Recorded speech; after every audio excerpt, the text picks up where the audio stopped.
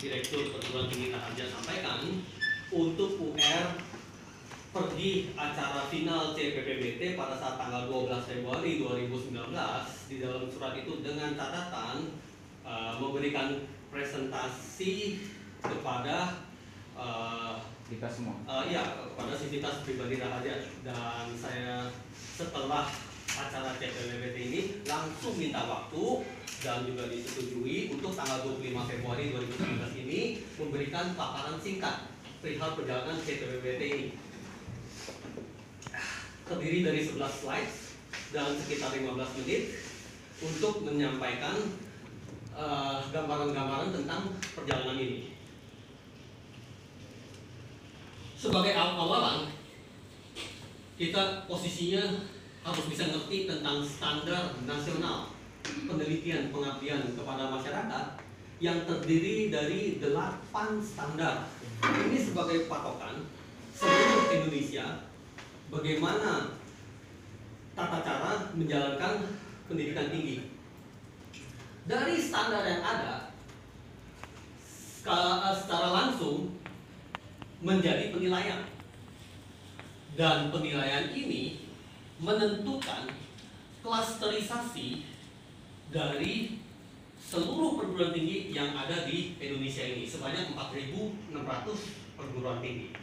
Klasterisasi menghasilkan pengelompokan yang menentukan besaran-besaran hibah yang bisa didapatkan oleh kita ini semuanya.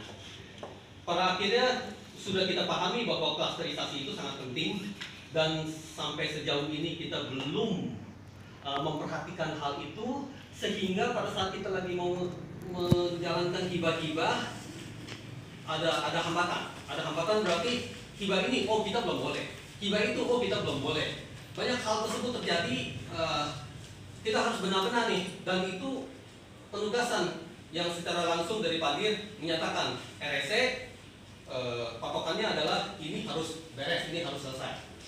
Dari komponen evaluasi yang ada, di sini adalah besaran-besarannya yang harus kita perhatikan. Yang pertama adalah sumber dana penelitian, yaitu 30% komponennya. Lalu manajemen penelitian 20% komponennya. Luaran penelitian 35%, ini besar. Masih ada satu lagi, yaitu revenue generating. Bagaimana penelitian-penelitian kita itu bisa pada akhirnya menghasilkan uang dan kerjasama dengan industri. Itu dinyatakan 15%. Dulu komponen ini sedikit, bahkan dulunya lagi komponen ini nggak ada. Namun di dalam kemajuan perkembangan zaman saat ini, hal ini menjadi kian pentingnya. Ini juga menjadi sebuah patokan bahwa di era revolusi industri 4.0 ini pendidikan tinggi bisa terus-menerus survive dan menjadi primadona masyarakat kalau memang ada sambungan dengan industri, ya. Dari situ disadari oleh Ristekdikti, ya, sehingga ini komponen 15% untuk dititik beratkan pada revenue generating. Ini sangat berkaitan dengan CPPBT, karena CPPBT ini menyangkut hal-hal perihal luaran penelitian dan hal-hal perihal revenue generating. Sebenarnya secara total mencakup 50%. Alhamdulillah CPPBT ini selama sejarah perguruan tinggi Raharja ini kita loloskan yang paling pertama. Kinerja penelitian perguruan tinggi yang dikotak-kotakin seperti ini merupakan sebuah sistem aplikasi yang ada dari Ristekdikti untuk seluruh perguruan tinggi yang ada. Berarti ini sudah otomatis lah. Hal-hal yang kita isi-isi di sini akan dikomputasi secara otomatis. Hasilnya merupakan penilaian-penilaian yang nantinya akan menentukan klasterisasi kita.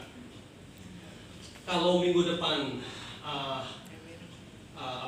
saya presentasi lagi, akan lebih detail mempresentasikan tentang ini. Maksudnya 2016 seperti apa kita, 2017 seperti apa kita, 2018 seperti apa kita. Ya, akan lebih detail mempresentasikan tentang ini.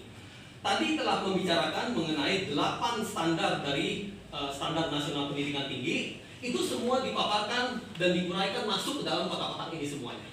Contohnya, yang pertama, standar hasil, ini semua nih kotak yang dua baris terakhir ini merupakan hal-hal yang perihal standar hasil, tentang bagaimana publikasi ilmiahnya, bagaimana buku ajarnya, bagaimana forum ilmiahnya, hak kekayaan intelektualnya, haknya seperti apa, luaran lainnya seperti apa, revenue generatingnya seperti apa, unit bisnis seperti apa. Nah, ini semua ada di sini semua. Itu semua merupakan standar hasil yang ada di sini. Lalu bagaimana tentang standar proses, standar penilaian, dan standar pengelolaan itu dituangkan masuk ke dalam di sini manajemen penelitian. Berarti di sini kalau kita klik mulai keluar tentang hal-hal yang kita harus isi dan mirip-mirip seperti kayak ISO. Ya, standar-standar yang ada di sini. Termasuk standar isi ini fokus pada rencana induk riset penelitian, ya, yang nantinya kita akan sebut RIRR, rencana induk riset raharja. Minggu depan melalui persetujuan dari Bapak Direktur untuk diuraikan perihal RIRR ini. Lalu ada standar peneliti. Standar peneliti termasuk ini dua ini, ya, yaitu dosen perguruan tinggi siapa-siapa aja dan peneliti asing ada apa enggak. Ini masuk ke dalam standar peneliti. Lalu bagaimana tentang standar pembiayaan dan pendanaan? Ini masuk ke dalam hibah Dirlitabmas dan hibah non Dirlitabmas. Ini dua nih, ya, standar pembiayaan dan standar pendanaan. Bagaimana dengan standar sarpras, sarana dan prasarana? Itu ada di staf pendukung dengan unit fasilitas penunjang di sini, ya. Sehingga 8 standar nasional pendidikan tinggi ini dituangkan ke dalam dashboard monitoring yang ada pada Ristek TV ini. Kita perguruan tinggi yang ada di seluruh Indonesia harus giat untuk update perihal ini semua sehingga tidak ketinggalan dan akan dinilai, dikomputasi secara otomatis dan akan dimasukin ke dalam klasterisasi dan diumumkan kepada publik, kepada masyarakat. Tag-nya dong, ini apa? Udah masuk banyak sini ya.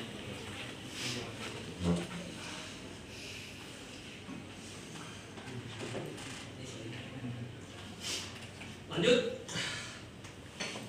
Sekilas perihal peringkat 400 perguruan tinggi swasta terbaik menurut Sinta Ristek Dikti. Ini adalah hasil paparan dari Prof. Uman. Aduh, di mana ya? Di daerah Banten situ, lupa saya. Ya.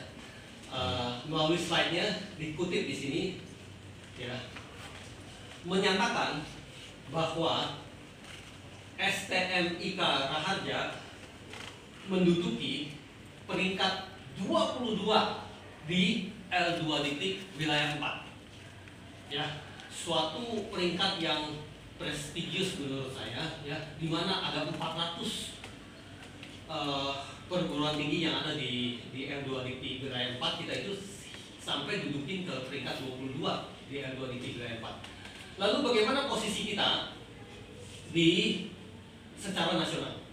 Ya, di sini dinyatakan bahwa secara nasional kita menduduki peringkat ke 240. Artinya melalui target-target di RSC menentukan target-target dengan pengukuran yang jelas.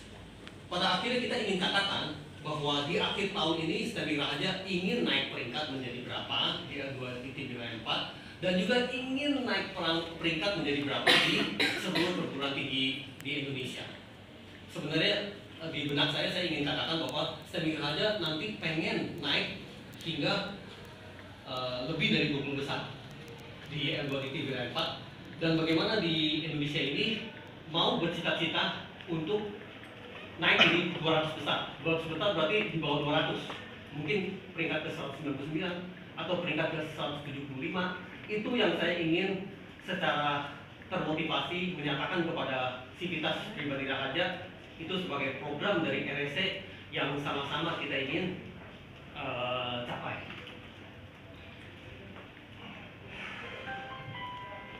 Lanjut.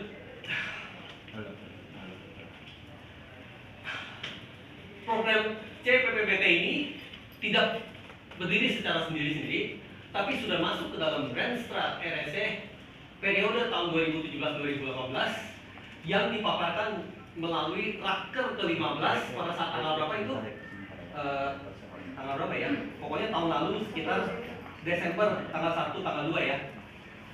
Butir ke-6 menyatakan mengusulkan kajian mekanisme pelaksanaan inkubator bisnis hasil riset melalui CPPBT calon perusahaan pemula berbasis teknologi. Butir nomor 6 ini ya. Berarti ingin diyakini bahwa CPPBT ini sejalan dengan program pemerintah dan juga sejalan dengan Renstra Manajemen Perguruan Tinggi Raharja. Di mana kita itu lagi sedang berusaha banget tentang Universitas Raharja. Tadi saya datang agak telat, tapi udah ada arahan-arahan dari Bapak Direktur kepada marketing bahwa ayo teruskan untuk program akuntansi ini, bagaimana kita udah bisa terima mahasiswa, dan juga program manajemen retail itu kita juga udah bisa terima mahasiswa. Di sini UR berusaha kaitkan bahwa CPPBT ini berkaitan dengan prodi kewirausahaan dan prodi bisnis digital yang masih menjadi PR untuk menjadi bagian dari kita. Pada dasarnya UR ingin menyatakan bahwa CPPBT ini berkaitan dengan seluruh prodi-prodi yang ada di kampus ini. Bagaimana kita itu bisa secara sinergi menjalankan ini semua sehingga menjadi sebuah daya tarik dan unggulan untuk seluruh prodi yang ada di kampus perguruan tinggi Raharja ini. Ini adalah perjalanan dari CPPBT ini, yaitu dimulai dari 11 Oktober 2018 kita melakukan submit proposal. Tanggal 13 Desember ditugaskan melalui surat tugas Direktur Perguruan Tinggi Raharja untuk seleksi presentasi. Hingga tanggal 12 Februari diadakannya workshop dan penandatanganan anggaran. Ini anggaran. Oke. Selain pandang perihal perjalanan kita di tanggal 12 Februari itu, melalui paparan Ibu Retno Sumekar sebagai Direktur Perusahaan Pemula Berbasis Teknologi, dimasukin dalam bagian penguatan inovasi dan pengembangan di dalam Ristekniti, menyatakan singkat bahwa CPPBT ini selama 40 hari diberi kesempatan untuk masyarakat Indonesia memberikan proposal. Akhirnya terkumpul sebanyak 509 proposal dari 115 LPPPN yang ada. Dan ini sebarannya, pangan berapa, kesehatan berapa, energi berapa, dan sebagainya. Dan ada TIK, yaitu bagian-bagian kita, teknologi informasi dan komputer, sebanyak 154 proposal yang pada saat itu masuk untuk dievaluasi.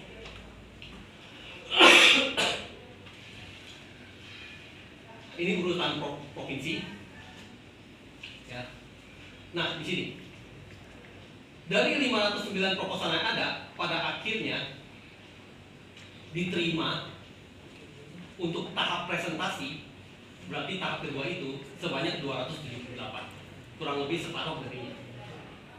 Lalu dilakukan eliminasi lagi, pada akhirnya yang benar-benar disetujui untuk didanai dan dilanjutkan adalah sebanyak 120 proposal. Secara khusus bidang TIK yang ada 154 ini ya, hanya ada 28 proposal yang diterima. Alhamdulillah, IJC ini adalah topik kita ya, merupakan salah satu di antara 28 proposal ini dan masuk ke dalam urutan ke-16 dari 278 proposal. Itu sambutan dari Ibu Retno menyatakan demikian. Setelah itu ada sambutan dari Dirjen, ya, sambutan dari Dirjen Pak Jumain AP. Seperti biasa UR buru-buru unveil, untuk di foto. Ya, sebenarnya ini untuk saya laporan-laporan ke Bapak Direktur secara WA personal bahwa UR melaksanakan tugasnya dan tidak ada bukti foto-foto dengan Dr. Insinyur Jumain AP MSI. Itu beliau adalah Dirjen Penguatan Inovasi. Paparan beliau lebih secara umum, di antaranya ada ngomongin tentang tingkat kesiapan teknologi. Ini merupakan sesuatu ukuran yang selalu diukur oleh Ristekdikti pada saat terutama mengucurkan dana-dana hibah. Artinya di sini bisa kita pahami lebih lanjut, di mana TKT, tingkat kesiapan teknologi, di mana TKT dari skripsi dan tugas akhir yang sekarang ini lagi sedang dijalankan, apakah kita masih ada di tingkat 1 atau tingkat 2 atau tingkat 3 dan seterusnya. Di sini terdapat 9 tingkat. Berarti tingkat paling maksimal itu di tingkatan ke-9 ini.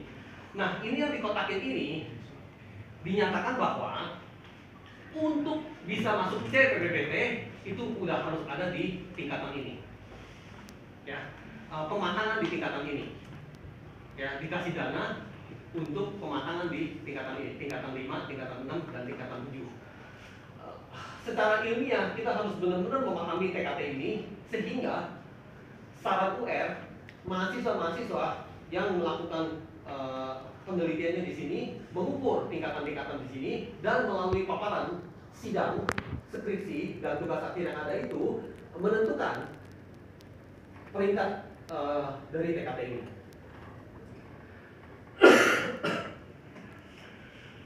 Lalu apa yang kita kemukakan pada saat itu? Produk kita apa?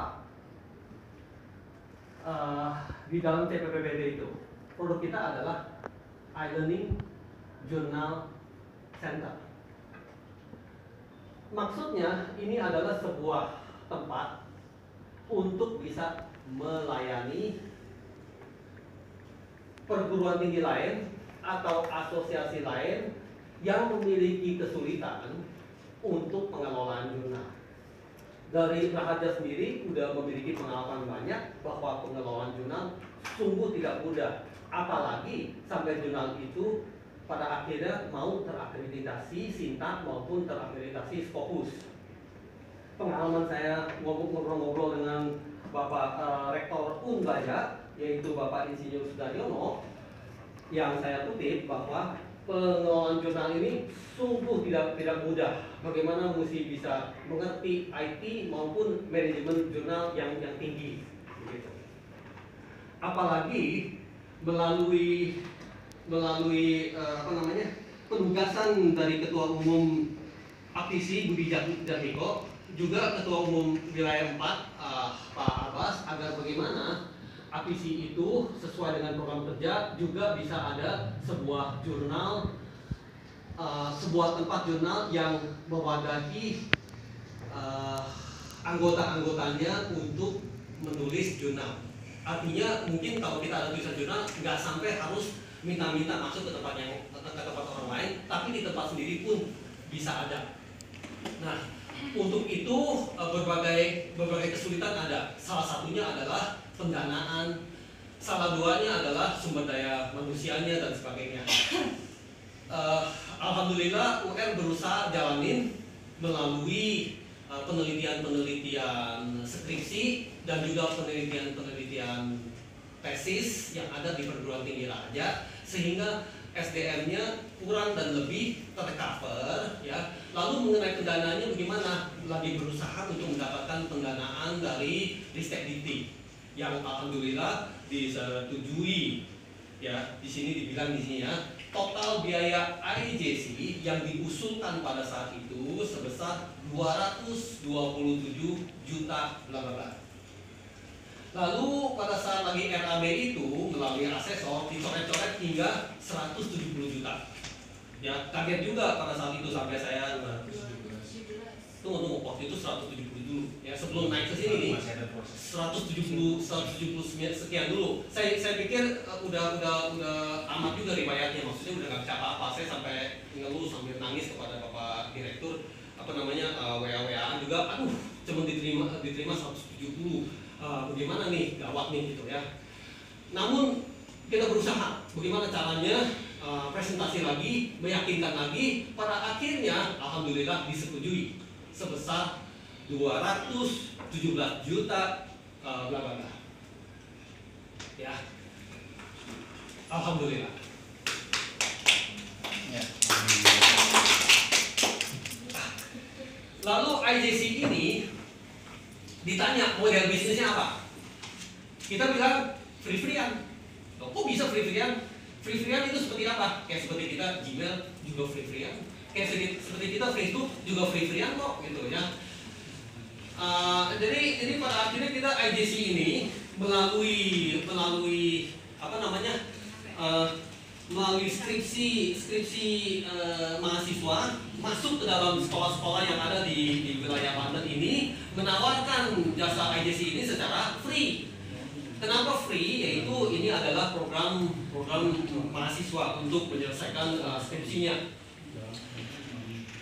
Namun seperti Google atau Facebook ya, pada akhirnya kalau free memberikan fasilitas seperti ini, tapi kita kadang-kadang nggak pernah cukup, kita ingin lebih dan sebagainya.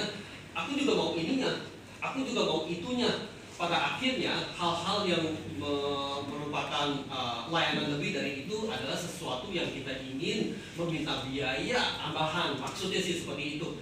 Nah, langganan dari IJC yang saat ini sudah ada adalah dari APC, ATT, ya, dari APC juga, ATM. Kemarin pada saat UR lagi pergi ke Apicom, tadi juga laporannya masih off dikit ya. Bagaimana supaya Apicom juga menjadi pelanggan dari IJC ini. Lalu ada TMJ. Sebenarnya sukses story dari IJC adalah TMJ ini udah masuk ke dalam peringkat akreditasi Sinta ya. Lalu ada jurnal Mosaic, juga ada jurnal SCT Yupentek. Kedepannya diharapkan, apalagi setelah ada pendanaan dari CPPBT ini, lanjut pendanaan dari CPPBT ini sebesar 217 sekian, lanjut ke PPBT 1 dan PPBT 2 yang secara keseluruhan adalah 1 miliar, beneran 1 miliar. Berarti PPBT 1 500 juta, PPBT 2 500 juta. Insya Allah CPPBT ini kita jalani dengan sebaik-baiknya, kita laporkan dengan baik penyelesaian ini, lalu kita ajukan PPBT untuk tahun 2019 sebesar 500 juta, lalu PPBT 2 sebesar 500 juta. Secara keseluruhan adalah 1 miliar. Untuk IJC ini bisa spin off memang menjadi sebuah unit bisnis yang hasil karya dari Raharja yang menghasilkan revenue generating.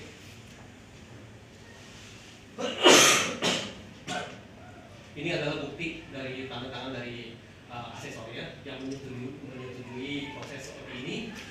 Salah satunya kita harus roadshow, saya laporkan kepada Bapak Direktur ya. Roadshow itu ada di JCC ya. Namanya IEE Expo ya. Di situ kita harus buka booth untuk mempromosikan kepada masyarakat tentang IJC ini. Waktu itu ada pembiayaannya, tapi pembiayaannya itu udah dialokasikan ke dalam pembiayaan CPPBT ini. Baru akhir kata ya, di sini UR berusaha menginspirasi diri sendiri dan juga menginspirasi teman-teman yang menyatakan bahwa apapun yang kita lakukan, kita ingin membuat hidup kita itu menarik dan banyak warna ya. Maka dari itu, apapun yang kita lakukan, kita ingin lakukan dengan sebaik-baiknya. dan bisa menyatakan kepada diri sendiri dan juga orang lain menyatakannya bahwa good job gitu ya. Kita lakukan dengan segenap inspirasi dan motivasi.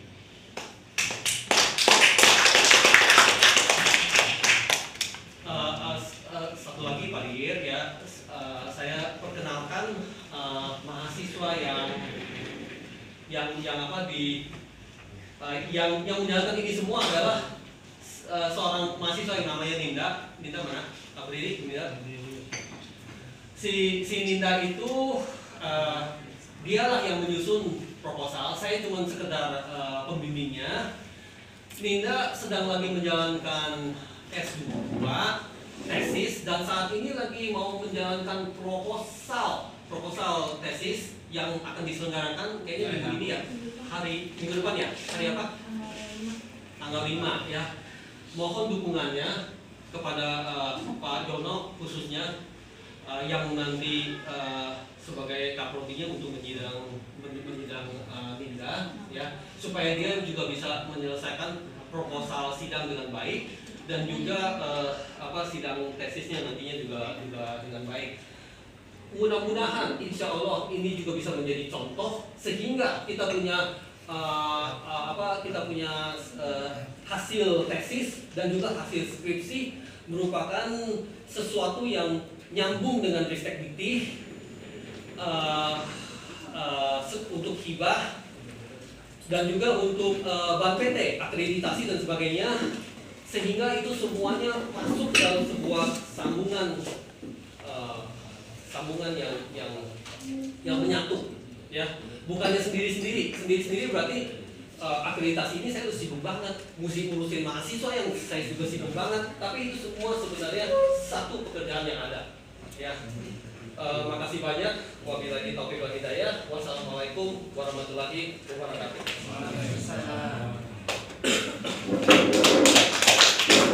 Terima kasih